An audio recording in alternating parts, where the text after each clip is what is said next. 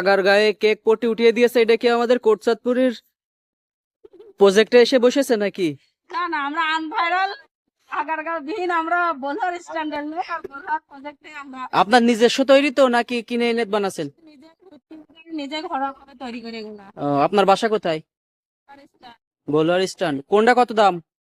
এই যে jar cake, এটা 130 টাকা। এটা হচ্ছে chocolate cake, chocolate flavour. Chocolate flavour. আর ভ্যানিলা এটা কত বাক্স? এটা 30 টাকা।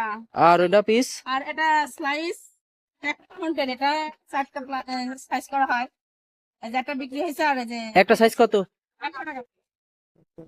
ভালো টেস্ট হবে আশা করা যায়। তো এক পিস দেন। ঠিক আছে, এক পিস দেন। এটা কি ফ্লেভার? এটা হচ্ছে ম্যাঙ্গো ফ্লেভার। এটা ক্রিমটা ভালো তো? হ্যাঁ, ডালটা হবে না তো?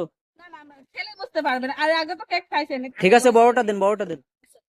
Parcel parcel parcel. Viral cake কোটচাঁদপুরে চলে আসলো। হ্যাঁ, হ্যান্ডমেড।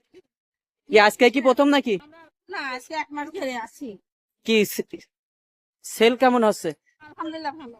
কাল সাথে থেকে রসমালাইটা সেল হয়ে গেছে। কালকে নিয়ে আসছিলাম একটা, আর আরেকটা তৈরি করছিলাম, ওটা বাসা থেকে এক আপু এসে নিয়ে গেছে। প্রতিদিন কয় পিস করে যাচ্ছে? আসলে প্রতিদিন আমি 2টা 3টা করে নিয়ে আসি বড়গুলা, আর চার থেকে এগুলা 30-50 পিস নিয়ে আসি, আর কাপ কেক 10টা 8টা নিয়ে আসি। আলহামদুলিল্লাহ।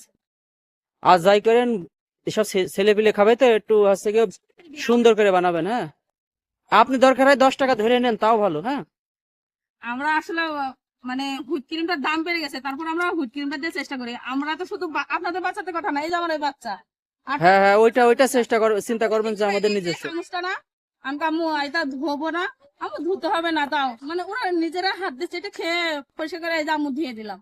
মানে এতটা পছন্দ করে বাসা তৈরি কেকটা।